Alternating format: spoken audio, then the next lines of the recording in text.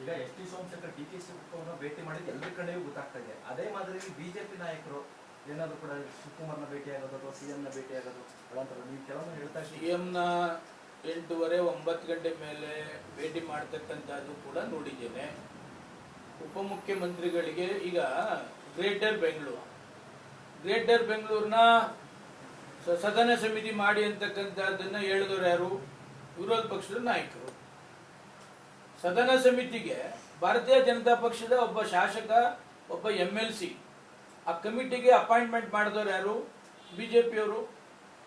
ಎಲ್ಲ ಕಮಿಟಿಗೆ ಅಟೆಂಡ್ ಮಾಡಿ ಗ್ರೇಟರ್ ಬೆಂಗಳೂರು ಬಗ್ಗೆ ಸಮಸ್ಯೆಯನ್ನ ಚರ್ಚೆ ಮಾಡಿದವರು ಯಾರು? ಇವರೇ ಅಲ್ವಾ?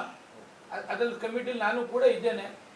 ಬಟ್ ಅಸೆಂಬ್ಲಿ ಬಂದಂತ ಸಮಯದಲ್ಲಿ ಗ್ರೇಟರ್ ಬೆಂಗಳೂರು ಬಗ್ಗೆ ವಿರೋಧ ಮಾಡಿದವರು ಯಾರು?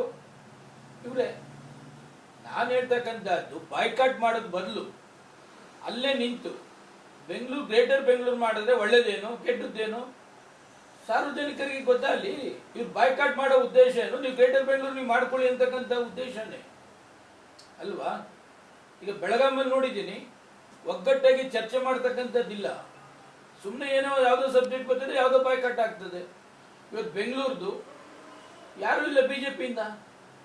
ಬೆಂಗಳೂರು ಸಮಸ್ಯೆ ಬಗ್ಗೆ, ಟ್ರಾಫಿಕ್ ಬಗ್ಗೆ ಇರ್ಬೋದು, ಬೇರೆ ಬೇರೆ ಇರ್ಬೋದು, ಅನುದಾನದ ಇರ್ಬೋದು, ಮುಖ್ಯಮಂತ್ರಿಗಳಿಗೆ ಹೋಗಿ ಮನವಿ ಕೊಡ್ತಾರೆ ಬೆಂಗಳೂರಿಗೆ ಅನುದಾನ ಕೊಡಿ ಅಂತೇಳಿ.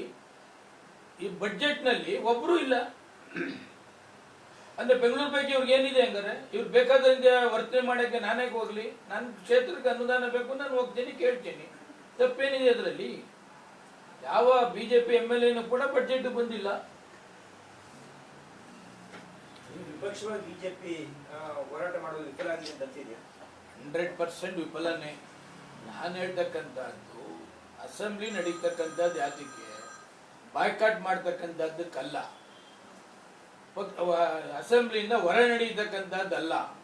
ಯಾವುದೇ ಸಬ್ಜೆಕ್ಟ್ ಬರಲಿ ಅಲ್ಲೇ ಕೂಲಂಕುಷವಾಗಿ ಸರ್ಕಾರಕ್ಕೆ ಬಿಸಿ ಮುಟ್ಟಿಸ್ತಕ್ಕಂಥ ಕೆಲಸ ಕೂಡ ಮಾಡಬೇಕಾಗ್ತದೆ. ಎಲ್ಲರೂ ಒಗ್ಗಟ್ಟ ಮಾಡಬೇಕಾಗ್ತದೆ. ನೀವು ಇತ್ತೀಚೆಗೆ ಅಸೆಂಬ್ಲಿ ನೋಡಿ, ಒಬ್ರು ಶುರು ಆದ್ರೆ 8-9 ಜನ ಮಾತಾಡ್ತಾರೆ. ಅಲ್ಲ, ನಾನು ಹೇಳ್ತಕ್ಕಂಥದ್ದು ಯಾವುದೇ ಸಬ್ಜೆಕ್ಟ್ ಬರಲಿ, ಸರ್ಕಾರನ ಕಟ್ಟಾಕುವಂತ ಅನೇಕ ಸಬ್ಜೆಕ್ಟ್ಗಳು ಅವ್ರಿಗೆ ಸಿಗ್ತವೆ.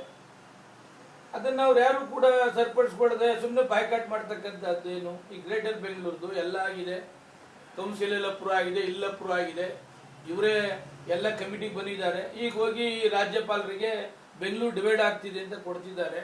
ನಾನು ಹೇಳ್ತಾ ಇರೋದು ಈ ತರ ಪಾಲಿಟಿಕ್ಸ್ ಬೇಡ. ಬೆಂಗಳೂರು ಡಿವೈಡ್ ಆಗೋದು ಬೇಡ. ಅಸೆಂಬ್ಲಿಲೇ ಮಾತಾಡಿ, ಅಸೆಂಬ್ಲಿಲೇ ಎಲ್ಲ ಒಗ್ಗಟ್ಟಾಗಿ 66 ಜನನ್ನು ಒಗ್ಗಟ್ಟಾಗಿ ಫೈಟ್ ಮಾಡಿ. ನೀವು ಬಾಯ್ಕಾಟ್ ಮಾಡಿದ್ರೆ ಏನಾಗ್ತದೆ? ಅವರು ಅಪ್ರೂವ್ ಮಾಡ್ಕೋತಾರೆ. ಅಂದ್ರೇನು? ಇಂಡೈರೆಕ್ಟ್ ಆಗಿ ನೀವು ಸಪೋರ್ಟ್ ಮಾಡ್ದಂಗೆ ತಾನೆ. ಅದು ಅಂಥವ್ರು ಯಾರಿಗೂ ನೋಟಿಸ್ ಕೊಡುವುದಿಲ್ಲ. ಆಮೇಲೆ ಯಾರು ದೊಡ್ಡ ದೊಡ್ಡವ್ರು ಯಾರು ಕಾಂಗ್ರೆಸ್ ಟೈಮರ್ಗೆ ಹೋಗಿದಾರ? ಎಲ್ಲ ಬಡಪಾಯಿನ ಹತ್ತಿಸ್ಬಿಟ್ರು, ಹತ್ತಿ ಹತ್ತಿ ಹತ್ತಿ ಹತ್ತಿ ಅಂತ. ಅವ್ರು ಸಸ್ಪೆಂಡ್ ಆದ್ರೆ ಏನಾಗ್ತದೆ? ಈಗ ಯಾರು ಕೆಟ್ಟ ಹೆಸರು? ಯಾರು ಸೀನಿಯರ್ ಲೀಡರ್ಗಳು ಇದ್ದಾರೆ, ಸೀನಿಯರ್ ಲೀಡರ್ ಹತ್ಬೇಕಾಯ್ತು. ಯಾರೋ ಪಾಪ 1 ಅಟೆಂಪ್ಟ್ 2 ಅಟೆಂಪ್ಟ್ ಬರ್ತಾನೆ, ಖುಷಿಗಿರ್ತಾನೆ, ಮೆತ್ತು ಮೇಲು ಅಂತಾರೆ. ಅವನೇನ್ ಮಾಡ್ತಾನೆ? ಖುಷಿಯಾಗಿ ಹತ್ತುತ್ತಾರೆ, ಸಸ್ಪೆಂಡ್ ಆದ್ರು. ಅಲ್ಲ ಹೇಳುದು, ಯಾರಾದ್ರೂ ಒಬ್ಬ ಲೀಡರ್ಶಿಪ್. ಥ್ಯಾಂಕ್ ಯು ಸರ್, ಎಲ್ಲರಿಗೂ ಒಳ್ಳೆಯದು.